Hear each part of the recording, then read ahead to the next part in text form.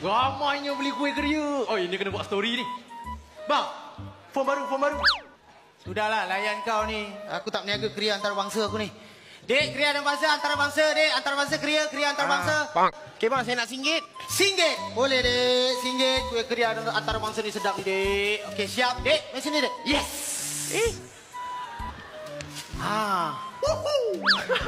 Saya beratur depan, bang kenapa bagi kat dia? Awak tak faham konsep jualan saya. Awak terangkan?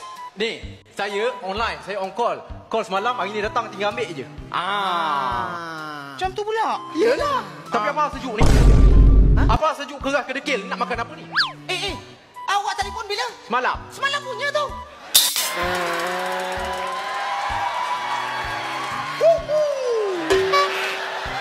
Okey, dek. Adik nak buat apa? Saya nak RM2. Tak boleh.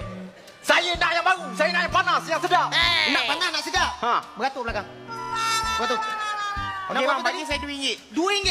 RM2, dek. RM2 tak boleh dah, dek. Abang kena jual RM2 tu petang. Abang kena jual RM1 bagi semua orang rasa ni. Ramai ni. RM1 boleh? Boleh lah, tapi bagi 2 bungkus lah. RM1, 2 bungkus. Jadi RM1. Jadi RM1 jugalah. Tu boleh. Tu boleh. Okey bang. Dah RM2. RM2 abang tak jual. Abang jual RM1. Ya, ni satu RM1. Ni satu RM1. Yang itu boleh. Yang itu boleh. Apa? Boleh lah. Yes.